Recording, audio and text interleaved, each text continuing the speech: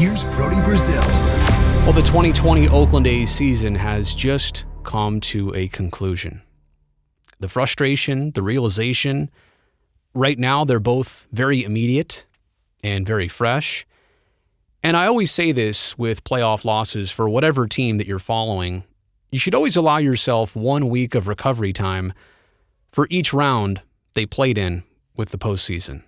And so with Oakland advancing past the wild card series, getting to the ALDS, I guess I'll say it's going to take me 2 weeks to recover and put everything into proper perspective and maybe start looking forward instead of keep looking in reverse. But I don't know, this time around, this season, it might take a little bit longer. This season, if it was going to be normal, if it was going to be 162 games and, not in the middle of a pandemic, you had to like the A's odds. This was prime time with a lot of key individuals crossing over the roster that this team was able to put together. So many key players under contract for this 2020 season.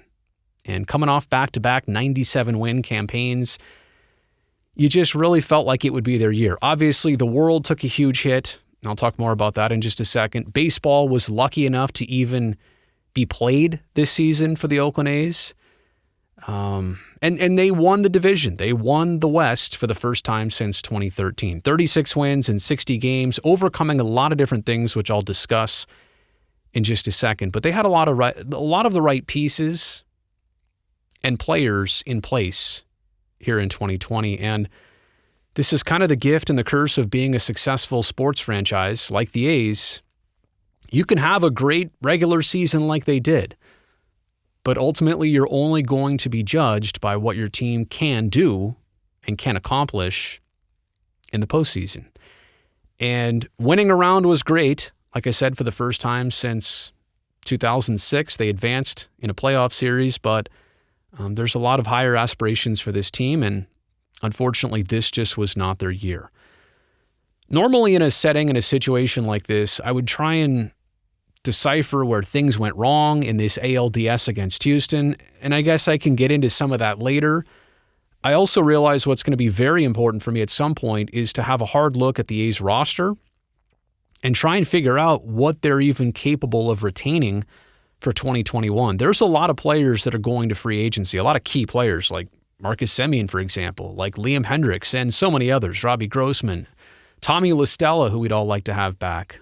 There are some other players that will be dealt with in arbitration, and hopefully that can work out too. But there's just a lot of personnel decisions to make here, difficult ones, and we don't even know what the A's will be capable of in terms of bringing some of these names back, many of these names back, or, it really never works out. You can bring all of the names back. So talk about that in a different time. The first thing, though, that I really want to get to here, I guess I've said a lot of things, but this kind of being the main first point, I just want to say thank you to everybody who helped make this 2020 A's baseball season happen. If you would have told me back in May that we'd be playing baseball, even 60 games, and have a postseason, the A's would win the West, and 6 walk-offs to enjoy, and so many moments along the way, we were starving for that back in the spring months, after spring training was essentially shut down, after our world was literally shut down. And so I think it's important to reflect on the fact that, many months ago, I would have been stoked just to have any kind of baseball, let alone a regular season that was irregular, but that gave me enough of the sights and sounds and feels to tune in and work this season every single day. And let's be honest, the last 7 months, it threw the Oakland A's specifically a lot of challenges. Before the season even started, there were labor issues between the players and the owners. Would a season even be able to happen? Players I know had a lot of uncertainties about showing up to these summer camps at their home stadiums and worried about the pandemic and everybody staying healthy and safe. No groups had really gotten together like this. What would it be like? What would happen if a team suffered an outbreak? And several did, by the way. So I know there was a lot of second guessing there going on. Then how about the fact that they're all getting on airplanes and traveling and hotels and bus rides together, playing through a pandemic? My goodness. I know we got accustomed to that in these last couple months, but I don't ever think that we should forget the ultimate sacrifices made by players, coaches, and team staff members to actually get this done. The A's also had many days and games where they played through that unhealthy air of the wildfires on the West Coast, whether it was in Seattle or Oakland. They missed a couple games on purpose. They protested them due to the racial injustices in our country. So not just the notion of how to tread through those times and what to do as a team and figuring that out collectively, but also to decide not to play a game and then make life more difficult and play it some other time. They also missed some games because they had a positive COVID test during their road trip to Arlington and then Houston. And also on that trip, they had to deal with Hurricane Sally in terms of even actually traveling and potentially missing some games. It got to the point where they got so behind schedule, the A's had to play 26 games in their final 25 days of the regular season. Again, none of this is making an excuse for the team. They ended up winning the West. That's all water under the bridge now. I'm just saying you need to recall what this team went through to make a season happen. And a lot of the players, for good reason, will tell you that even after 60 games of this regular season, this irregular season, that it felt longer than any of the 162s they've ever played. Let that soak in for just a second. These players risked their health and their safety and that of their families, and some of them completely isolated from their families for more than 3 months' time to do their job. Yeah, I know it's their job. I understand that. They're contractually obligated to do this, and I know a lot of you out there have had your job situation change, and I understand. I'm not saying that these players made the ultimate sacrifice of life, but it was not easy for them. And they put a lot of trust into Major League Baseball to actually keep them safe and to help them make this happen. As for the Oakland A's, 36 victories in 60 games, you extrapolate that, it turns out to be precisely another 97-win season if you pan it out to 162 total games.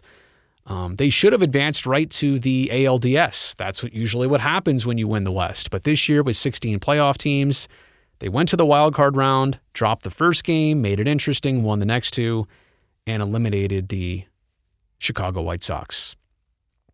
In the last 7 months, though, I feel like what we're going to suffer from in these immediate days without the Oakland A's and weeks is the fact that there's kind of an empty spot in our lives. In these last 7 months, there have greatly been more important storylines that have dominated our lives in the world. And they should have dominated our lives in the world. Baseball is fun. Baseball is not necessarily the most important thing out there. And I don't like to say that baseball gave us a distraction. I don't think being distracted from your problems and issues is the best thing. But I do like to say that baseball gave us an outlet to feel normal for the last couple of months of the summer. And again, now that outlet and games every day and kind of the soundtrack of summer, putting a game on while you do something else, watching it while you're multitasking and just following along. Yeah, that's the frustration that you're not going to have it now. It's going away, and I'll talk about this, I guess, right now. April 1st of 2021 is supposed to be opening day. I think you know that to say that with certainty is an impossibility right now. I certainly hope it's April 1st, 2021, but just don't know. All right, some thoughts on the Astros series. Look, it felt like an uphill battle the whole way. No lead felt ever safe on both sides, realistically on both sides, but especially for the A's.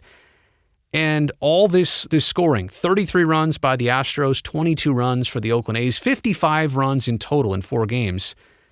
Isn't this the opposite of what you would expect in playoff baseball? Isn't it usually about pitching and defense? I mean, this was home run derby. This was a launching pad.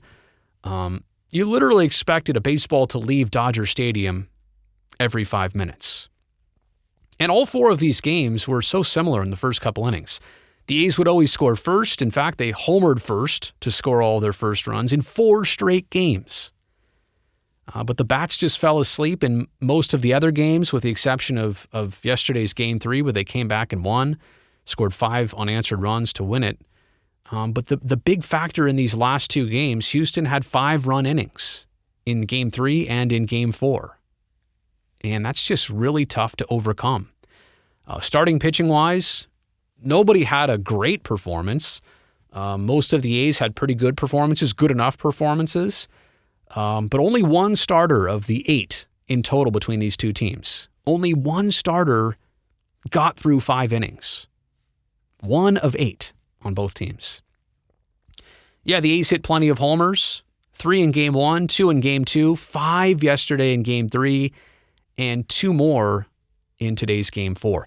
15 different players from these two sides homered in just 4 games of a series. So for the A's, they got a lot of their runs via the long ball, but I know there was the frustration of runners in scoring position, just a couple hits in the entire series for the A's. In a lot of games like 2 and 4, like today, they had trouble just getting a runner in scoring position. Game 2, they did not even have a runner in scoring position. So you can look at a lot of different things. The A's just could not keep pace. It's tough to score that many runs. And you look at both sides of it. Your bats did well enough. Your arms couldn't contain it. But it was that same challenge for both sides, realistically.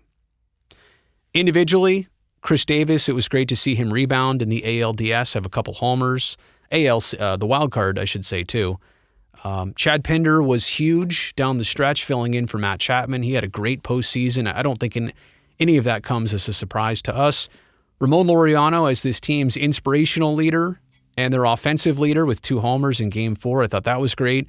Liam Hendriks, what more can you say? The guy's a horse out there. Herculeum. I think that slogan will stay, and I hope Liam does too. By the way, that's going to have to be in our video of decisions for the A's. Sean Murphy was rock solid in this postseason. Rookie catcher, played every game, every inning. I didn't find that to be surprising, and I thought he really came through. I can't wait to see what he does in the future. And then, Marcus Semien, just like Liam Hendriks, is going to be a free agent this winter, but his bat really came around in the ALDS, and he just said it in his post-game press conference. The thought was there, what if this is my last time taking the field wearing an A's uniform? So like I said, a lot to sort through in terms of looking forward, but I just wanted to record this to kind of document where we've been, where we're at right now, and just to kind of let this all settle in here for a certain time until we look forward and move forward. But again, I want to make this point, a huge thank you to all of you for being part of this season, whether it was viewing on television, interacting on social media. This was very important for all of us to have.